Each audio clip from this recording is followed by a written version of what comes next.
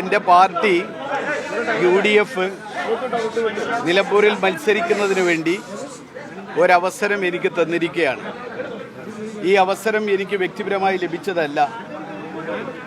മലപ്പുറം ജില്ലയിലെ കോൺഗ്രസ് പ്രവർത്തകരുടെ, അതുപോലെ തന്നെ നിലമ്പൂരിലെ കോൺഗ്രസ് പ്രവർത്തകരുടെ, UDFൻ്റെ പ്രവർത്തകരുടെ എല്ലാവരുടെയും പിന്തുണയോടുകൂടി, ഐക്യത്തോടുകൂടി കോൺഗ്രസ് എനിക്ക് തന്ന ഈ അവസരം നല്ല രൂപത്തിൽ വിനിയോഗിച്ചുകൊണ്ട് ഐക്യത്തോടുകൂടി മുന്നോട്ട് പോയി നല്ലൊരു ഭൂരിപക്ഷത്തിന് വിജയിക്കാനും 2 തവണയായി നിലമ്പൂര് നഷ്ടപ്പെട്ട നിലമ്പൂരിനെ തിരിച്ചു പിടിക്കാനും എൻ്റെ പിതാവ് 3.5 പതിറ്റാണ്ട് കാലം നിലമ്പൂരിലുണ്ടാക്കിയ വികസന പ്രവർത്തനങ്ങളുടെ തുടർച്ച ചെയ്യുന്നതിനും ഈ കഴിഞ്ഞ ഏകദേശം ഒരു പതിറ്റാണ്ടോളം കാലം നിലമ്പൂരിലുണ്ടായ വികസന മുരടിപ്പ്, അതുപോലെ തന്നെ കേരളത്തിലെ ഇന്ന് ദുരിതപൂർണമായ ദുസ്സഹമായ ഒരവസ്ഥ, ഇതൊക്കെ ചർച്ച ചെയ്തുകൊണ്ട് ഇതിനൊക്കെയുള്ള കൃത്യമായ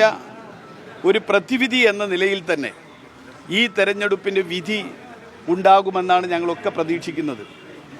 എനിക്ക് കിട്ടിയ ഈ അവസരം അത് തീർച്ചയായും എന്നെപ്പോലെ പലർക്കും ഇവിടെ മത്സരിക്കാൻ അവസരം അതിന് യോഗ്യതയുള്ളവരും അർഹതയുള്ളവരുമാണ്. പക്ഷേ അതുകൊണ്ട് എല്ലാവർക്കും മത്സരിക്കാൻ കഴിയില്ല, ഒരാൾക്കേ മത്സരിക്കാൻ കഴിയൂ. ഞങ്ങൾ ഒരു കാര്യം നേരത്തെ തീരുമാനിച്ചത്, അത് നിങ്ങളോടൊക്കെ പറഞ്ഞതാണ്, ആര് സ്ഥാനാർത്ഥിയാവുകയാണെങ്കിലും അത് ഞാനാവട്ടെ, ഞാനല്ലാതെ മറ്റൊരാളാവട്ടെ, ആരായാലും നിലമ്പൂരിൽ ഐക്യത്തോടു കൂടി പ്രവർത്തിക്കും. അത് കോൺഗ്രസ് ഹൈക്കമാൻഡ് തീരുമാനിക്കുന്ന, UDF തീരുമാനിക്കുന്ന സ്ഥാനാർത്ഥിയെ ബഹുഭൂരിപക്ഷത്തോട് വിജയിപ്പിക്കാൻ ഞങ്ങളൊക്കെ ബാധ്യതപ്പെട്ടവരാണ് എന്ന് നേരത്തെ തന്നെ ഞങ്ങൾ പല പ്രാവശ്യം നിങ്ങളോട് പറഞ്ഞതാണ്.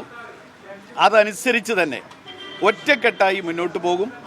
നിലമ്പൂരിനെ സംബന്ധിച്ചിടത്തോളം ഒരു തെരഞ്ഞെടുപ്പിൻ്റെ മുന്നൊരുക്ക പ്രവർത്തനങ്ങൾ വളരെ നന്നായി ചെയ്തിട്ടുണ്ട്. മുൻകാലത്തെ അപേക്ഷിച്ച് വളരെ നല്ല രൂപത്തിൽ ആ മുന്നൊരുക്ക പ്രവർത്തനങ്ങളൊക്കെ ചെയ്തിട്ടുണ്ട്. ഈ കഴിഞ്ഞ കാലത്തുണ്ടായ നിലമ്പൂരിലെ നിരവധിയായ തെരഞ്ഞെടുപ്പ് വിധികൾ, അതിൻ്റെ കണക്കുകൾ പരിശോധിച്ചാൽ തന്നെ നിങ്ങൾക്കറിയാം.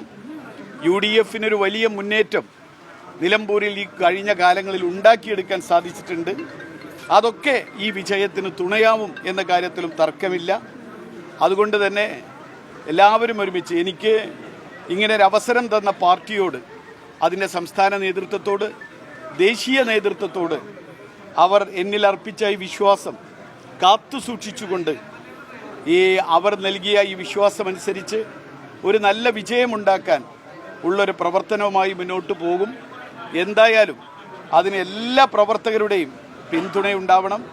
മാത്രമല്ല, നിലമ്പൂരിലെ സാധാരണക്കാരായ മനുഷ്യരുടെ അവരുടെ പ്രശ്നങ്ങൾ പരിഹരിക്കുന്നത് 200 ചില്ലാനം ആദിവാസി കുടുംബങ്ങൾ ഇപ്പോഴും 2019 പ്രളയത്തിൽ വീട് നഷ്ടപ്പെട്ട്, കവളപ്പാറ ദുരന്തത്തിൽ, ആ ദുരന്തത്തോടൊപ്പം ഉണ്ടായ പ്രളയത്തിൽ വീട് നഷ്ടപ്പെട്ട 200 ചില്ലാനം ഏകദേശം 300ഓളം വീടുകൾ, ആ ആദിവാസികൾ ഇന്നും 6 വർഷക്കാലമായി ഇപ്പോഴും നീല പ്ലാസ്റ്റിക് ഷീറ്റ് വിരിച്ച് അതിനുള്ളിൽ കഴിയാണ്.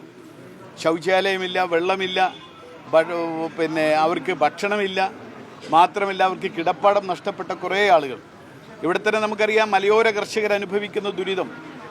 മധ്യ തിരുവിതാംകൂറിൽ നിന്ന് ഇങ്ങോട്ട് കടന്നു വന്ന് ഈ ഭൂമിയിൽ ഇവിടെ സ്വർണം വിളയിക്കാൻ കഴിയുമെന്ന് ഞങ്ങളെ പഠിപ്പിച്ചു തന്നത് മധ്യ തിരുവിതാംകൂറിൽ നിന്ന് വന്ന മലയോര കർഷകരാണ്. അവർ ഈ മണ്ണിൽ അധ്വാനിച്ച്, അവർ വിയർപ്പൊഴുക്കി, അവരുണ്ടാക്കിയ ഉൽപ്പന്നങ്ങൾക്ക് വിലയില്ല എന്ന് മാത്രമല്ല, ആ വിളഭൂമിയിൽ അവിടെ വിയർപ്പൊഴുക്കിയ മണ്ണിൽ തന്നെ അവർ കാട്ടുമൃഗങ്ങളുടെ ആക്രമണമേറ്റ് അവിടെ രക്തം ചിന്തി മരിക്കേണ്ട അവസ്ഥാവിശേഷം ഉണ്ടാവുകയാണ്. നിരവധി ആദിവാസികൾ വേട്ടയാടപ്പെടുകയാണ്. ഇതിനൊന്നും യാതൊരു പരിഹാരവും ഇന്നേ വരെ ഉണ്ടാക്കിയെടുക്കാൻ ഈ കഴിഞ്ഞ 10 വർഷക്കാലമായി, ഏകദേശം 9 വർഷം കഴിഞ്ഞിട്ടും ഇന്നേ വരെ അതിനൊരു പരിഹാരമുണ്ടാക്കാൻ ഈ സംസ്ഥാന ഗവൺമെൻറ്റിന്, ഇടതുപക്ഷ ഗവൺമെൻറ്റിന് സാധിച്ചിട്ടില്ല. അങ്ങനെ നീറുന്ന നിരവധിയായ പ്രശ്നങ്ങൾ നിലമ്പൂരിലെ, നിങ്ങൾക്കറിയാം, നിലമ്പൂരിലെ വികസന മുരടിപ്പ്, ഈ കഴിഞ്ഞ 9 വർഷമായി ഉണ്ടായ വികസന മുരടിപ്പ്, ഇതൊക്കെ ഈ തെരഞ്ഞെടുപ്പിൽ ചർച്ചയാവും. ഇതൊക്കെ പരിഹരിക്കാൻ കൂട്ടായ ഒരു എല്ലാവരുടെയും കൂട്ടായ നേതൃത്വത്തെ എല്ലാവരുടെയും ഒരുമിച്ച് കൊണ്ടുള്ള പോരാട്ടത്തിലൂടെ, നീക്കത്തിലൂടെ, മുന്നേറ്റത്തിലൂടെ അത് സാധിച്ചെടുക്കാൻ കഴിയുമെന്നാണ് പ്രതീക്ഷിക്കുന്നത്. ഇതിന് പാർട്ടിയോടും UDF-നോടുമുള്ള ഈ അവസരം തന്നതിന് UDF-നോടുമുള്ള എല്ലാ നന്ദിയും കടപ്പാടും ഇവിടെ രേഖപ്പെടുത്തുകയാണ്.